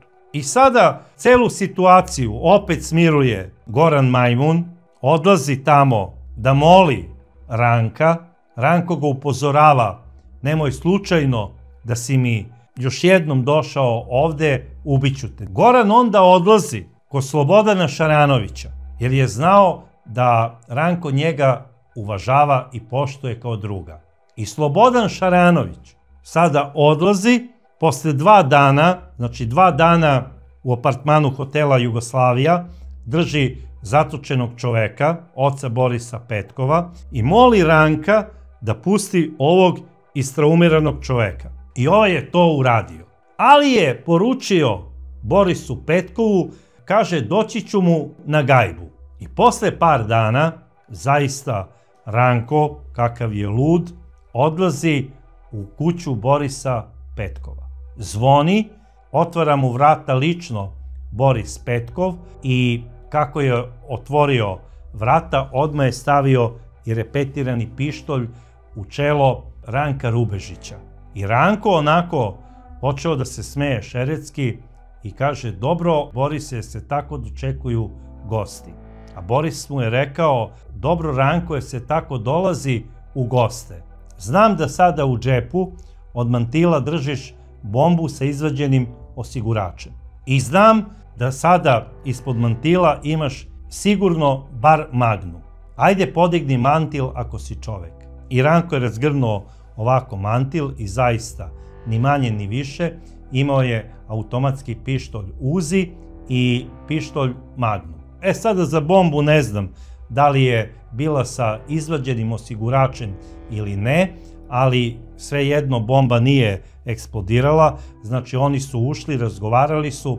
Šta se tačno dešavalo, bitno je da je ostalo zabeleženo da Ranko nije izlazio iz kuće Borisa Petkova 2 dana. Upravo onoliko koliko je bio otac Borisa Petkova zatočen u apartmanu Ranka Rubežića. I mnogi su tada po gradu počeli da pričaju kako je sada Boris Petkov oteo Ranka Rubežića. I opet je Slobodan Šaranović sada išao na kuću Borisa Petkova da bi Boris Petkov rekao, čoveče, vodi ovog ludaka iz moje kuće. Pa zar ti misliš da bi ja oteo nekog i da ga držim u mojoj kući? To što pričaju po gradu da sam ja oteo Ranka Rubežića, pa nisam lud. Znači, ja bi preduzeo neku radnju protiv njega, ali što dalje od moje kuće. I Šaranović je ušao i rekao je Ranku, Ranko, ajde, idemo, nije valjda da si toliko odlepio, čoveče. I Ranko je poštovao Šaranovića, ustao je i otišao. Sada, šta je Ranko time hteo da dokaže? Sedeo je, znači, 2 dana kod čoveka, a mogu da zamislim koje sve traume za to vreme imala porodica Borisa Petkova.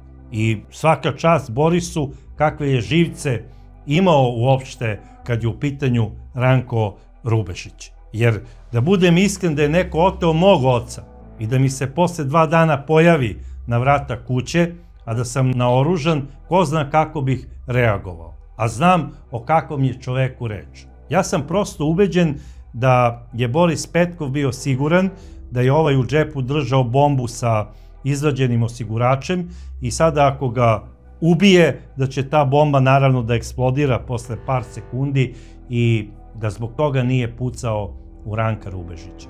Još tada na vratima. Ali svejedno, Boris odlično je znao zašto nije ubio Ranka i eto, i ta priča je ostala kao neka gradska priča koja se priča da je i Boris Petkov posle držao Ranka u zatočeništvu 2 dana.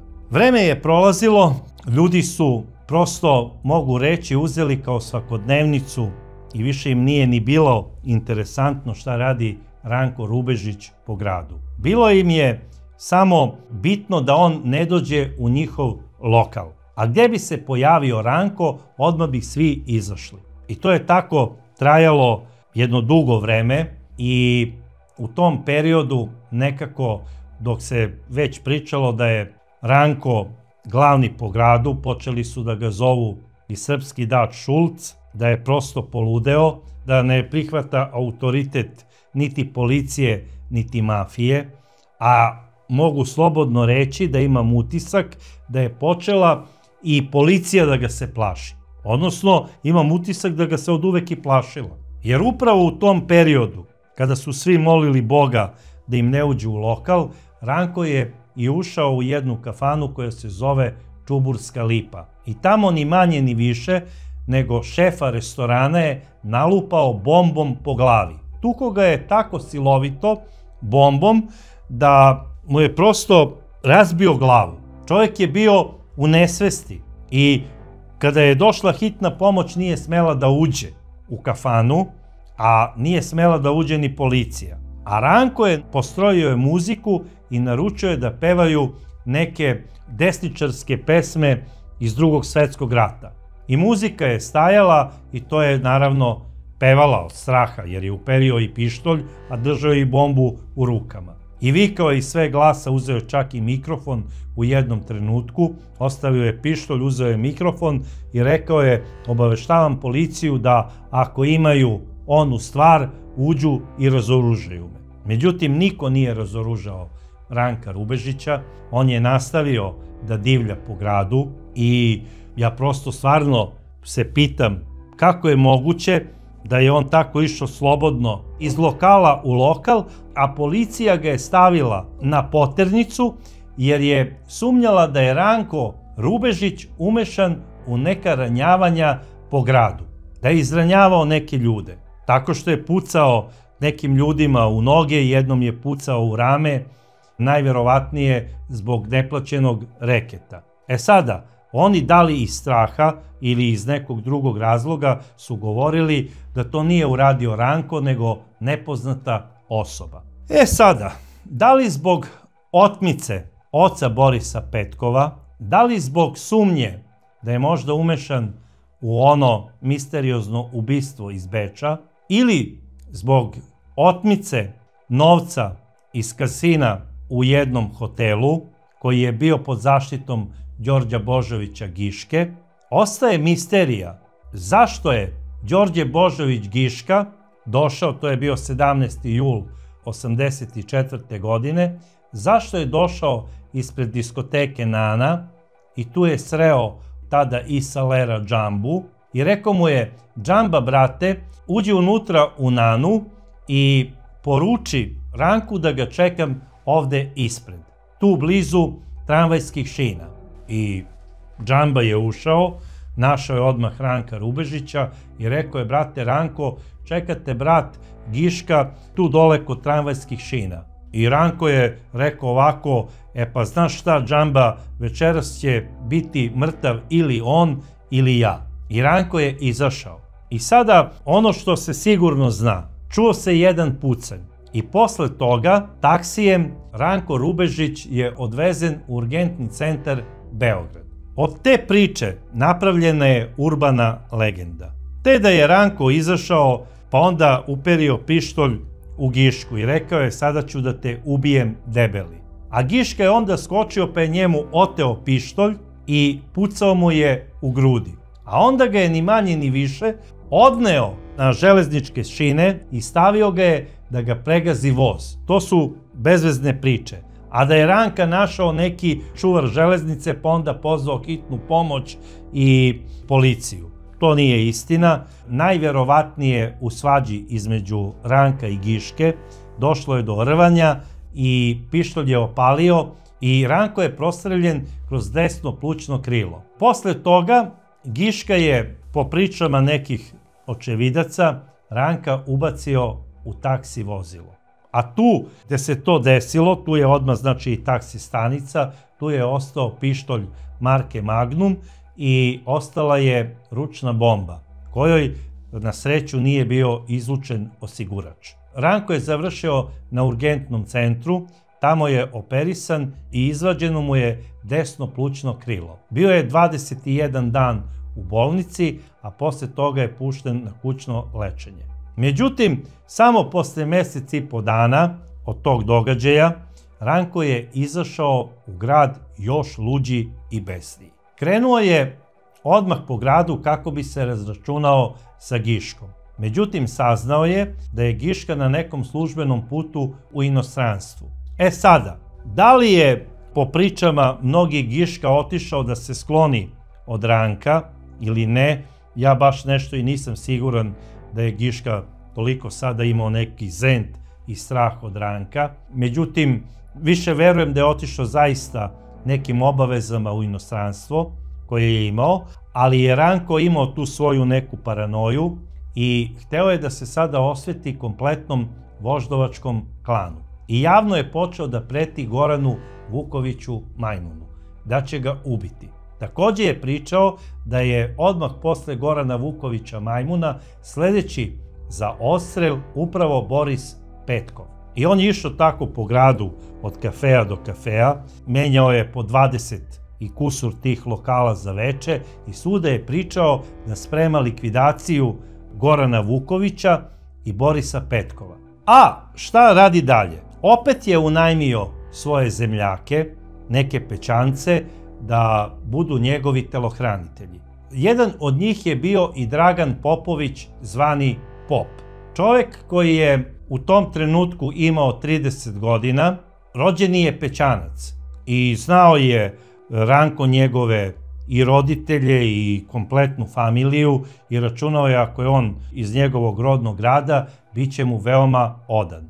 I u početku Dragan Popović Pop je zaista i bio odan Ranku Rubežiću, radio je kao njegov vozač, znači on nije bio taksista, vozio je Rankove automobile, jer Ranko je sada imao 2 automobila i stalno se znači kretao u nekom drugom. Znači oni su bili različite boje i onaj koji je recimo planirao nešto da uradi sada Ranku nikada nije bio siguran u kom automobilu je Ranko. Jer on je znao da stane recimo posle 200 metara pa pređe u onaj automobil. I stalno je tako radio. I u slučaju, kako je govorio, ako nas juri Murija, jedan vozi na jednu stranu, a drugi vozi na drugu stranu, tako da ne znaju koji automobil da jure. I stalno je imao tu neku svoju paranoju da ga neko prati sa namerom da ga ubije i u tom svom ludilu nije imao meru.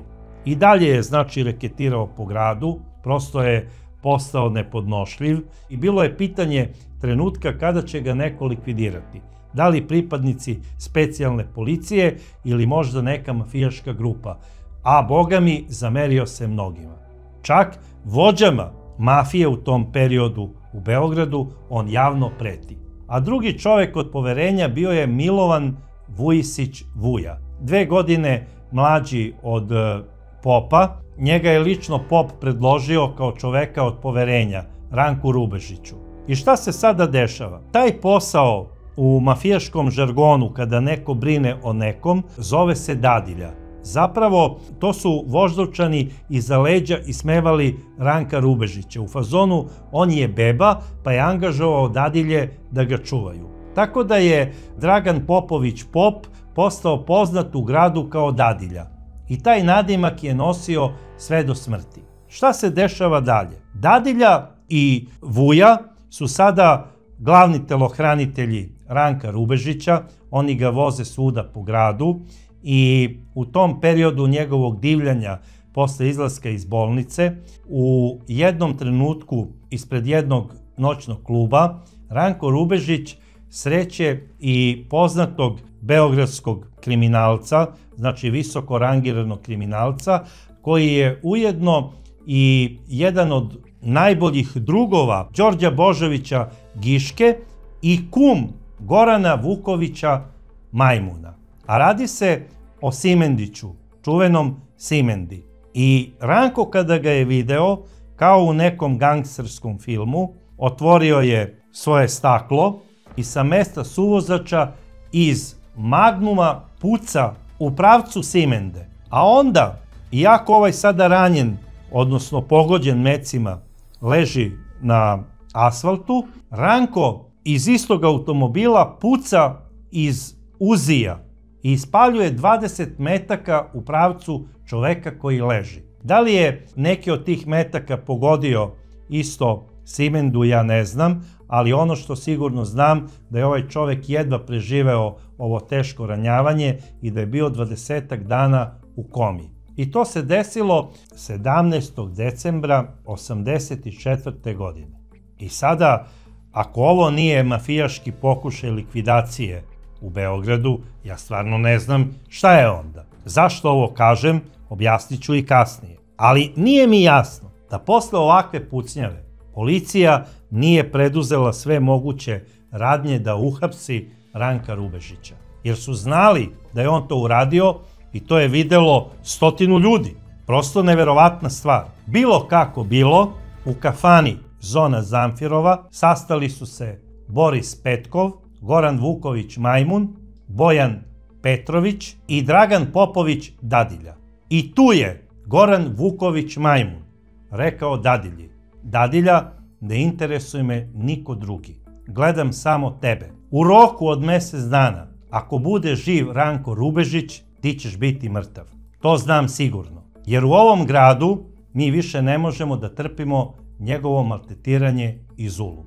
Znači, tada u Zoni Zamfirovoj donešena je odluka da se ubije Ranko Rubežić i lično Goran Majmun je rekao Dadilji da on mora da odradi taj posao. Ili će on u protivnom skinuti njemu glavu.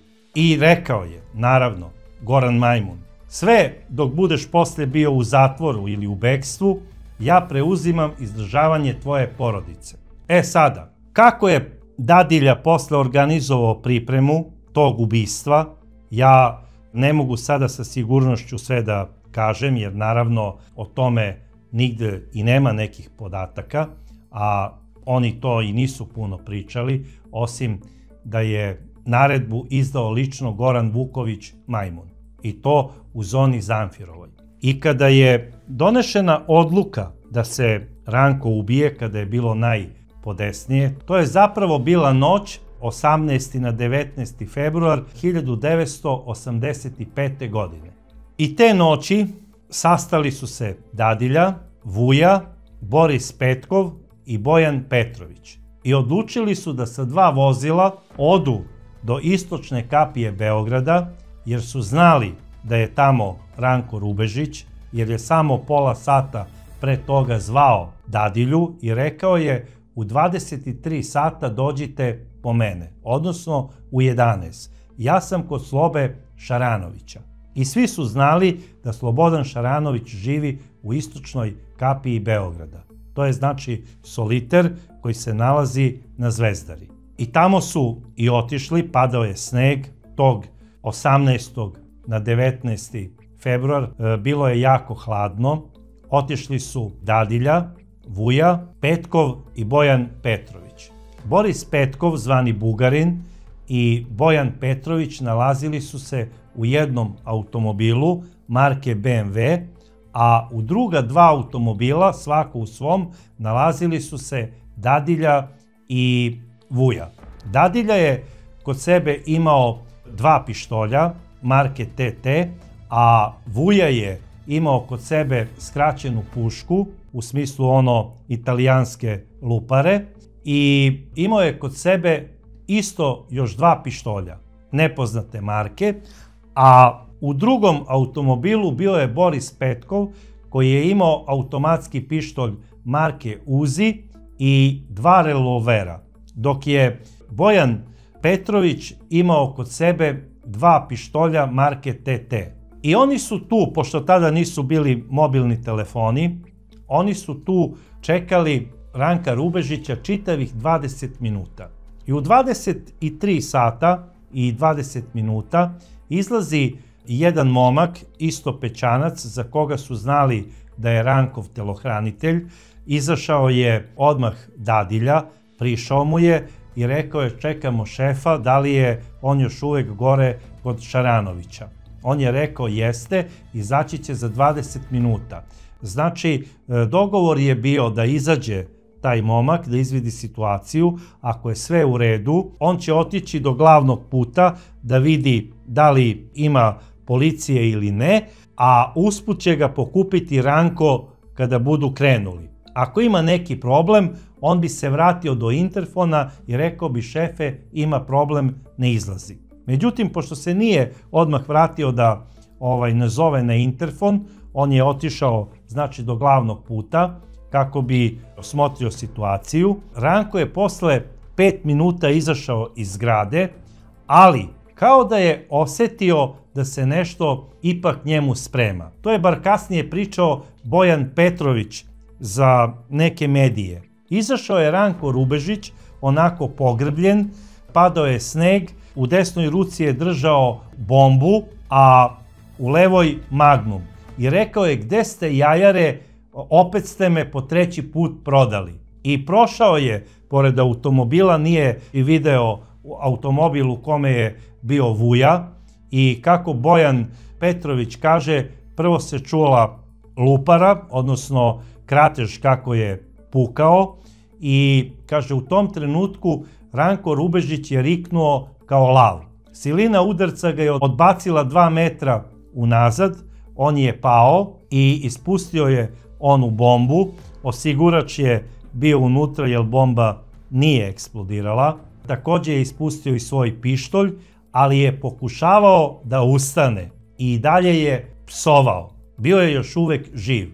I onda su izašli Boris Petkov, izašao je Bojan Petrović i Dragan Popović, dadilja. I počeli su svi da pucaju. Kako je kasnije na uviđaju utvrđeno, ispalili su još 60 metaka u pravcu Ranka Rubežića. Od toga ga je 20 pogodilo u predelu grudi i glave. Znači, te noći, 19. februara 1985. godine, ubijen je Ranko Rubežić. Kako je kasnije stavljeno u policijskim arhivama i analima, to je prvo mafijaško ubistvo u Beogradu na način koji se zove sačekuša. Zašto je to bitno? Kasnije 90. godina u ovom stilu ubijanja bit će ubijeno oko 1000 ljudi u tim mafijaškim razračunjavanjima. E sada, mnoga od tih ubistava iz 90-ih ostaće nerešena. Bar preko 300 se vode sa NN počiniocima. Što se tiče ubistva Ranka Rubežića, počinioci su se znali. Dadilja i Vujke su uhapšeni. Oni su osuđeni na po 15 godina zatvora. Istu kaznu su izdržavali u KPZ-u Zabela. Međutim, i jedan i drugi su pomilovani posle 9 godina. Što se tiče ostalih aktera ove pucnjave, Boris Petkov i Bojan Petrović su bili u bekstvu.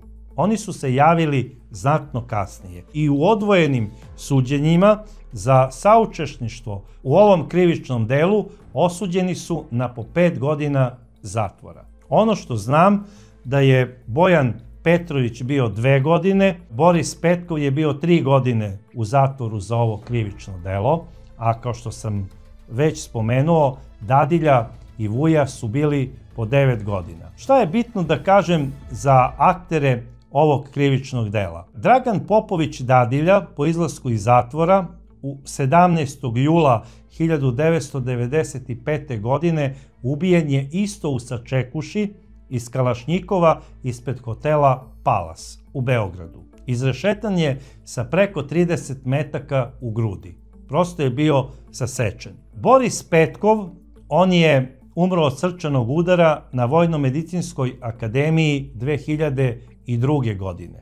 Bojan Petrović je u junu mesecu 1998. godine ubijen na Terazijama u svom Jaguaru tako što je na njega ispucano preko 80 metaka iz kalašnjikova. Pucala su dva pucača, a od toga ga je 28 metaka pogodilo u predelu grudi i glave. Prosto je bio izmasakriran. Što se tiče čoveka koji je bio domaćin te večeri Ranku Rubežiću, Slobodan Šaranović, on je 2017. godine ubijen u centru Budve. Đorđe Božović Giška, on je 1991. godine poginuo negde na Gospićkom ratištu tako što je ubijen pod sumnjivim okolnostima metkom u leđa i snajpera. Goran Vuković Majmun, čovek koji je navodno naručio likvidaciju Ranka Rubežića, ubijen je 18. decembra 1994. godine isto u Sačekuši ispred njegovog restorana zvanog Stupica u Beogradu. Ubijen je sa svojim ličnim telohraniteljem.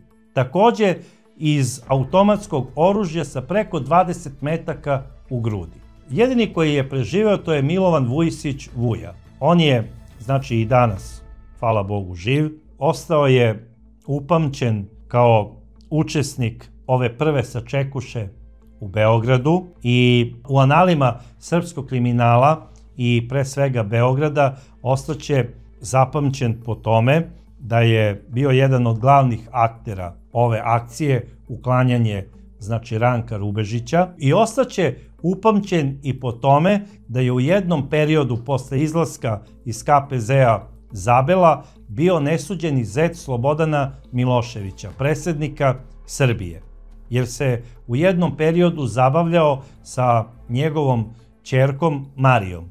I zašto smo sve ovo vreme pričali o Ranku Rubežiću i o ovim momcima? Ranko Rubežić je otišao s ovog sveta, a ništa nije ostavio iza sebe, osim urbane legende. I ono što je ostalo to veče iza njega, a to je krv na snegu i asfaltu, sprala je već kiša posle 2 dana. A 90. godina i njegov rođeni brat Aleksandar je digao ruku na sebe. Navodno zato što je nekom čoveku dugovao nekih 300.000 maraka, oko neke zelenaške kamate.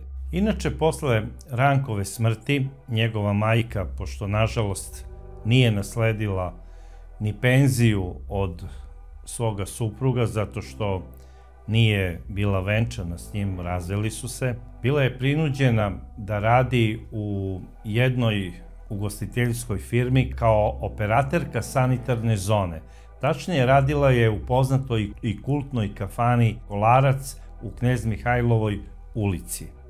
I bila je jako principijelna pri radu. Znači, nije uzimala bakšiš, njena priča je bila ono, strogo po tarifi, 2 dinara druže. E sada, šta je poenta ove cele priče? Svi ovi momci su bili sinovi uglednih ljudi. I umesto da postanu isto to što su njihovi roditelji, oni su se odmetnuli, nisu trpeli autoritete, bili su protiv zakona, nisu poštovali svoju državu i završili su kako su završili.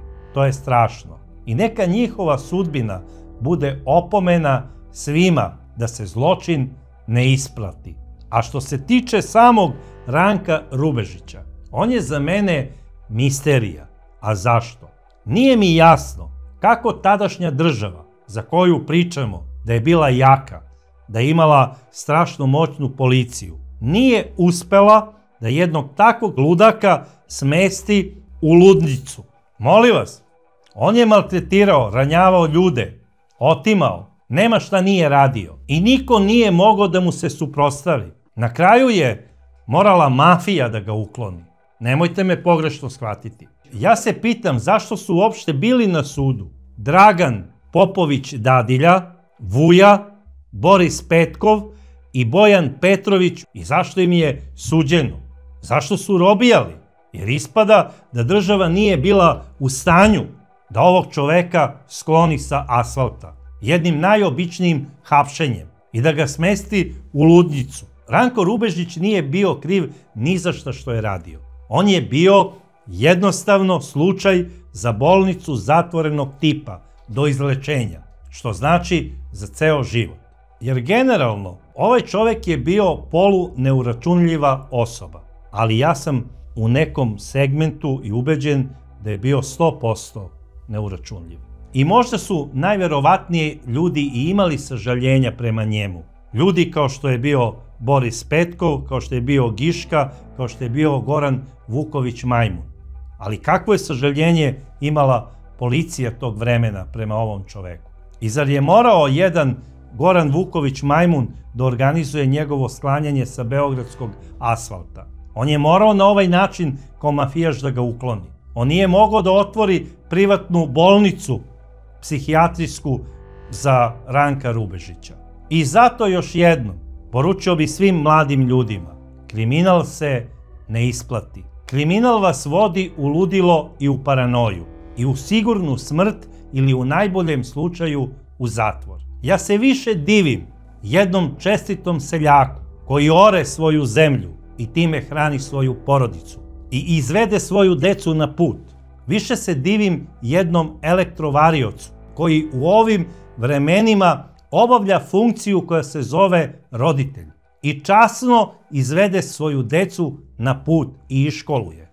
A mi ovde govorimo o Ranku Rubežiću, sinu jednog pukovnika, koji nije završio ni osnovnu školu u onom vremenu.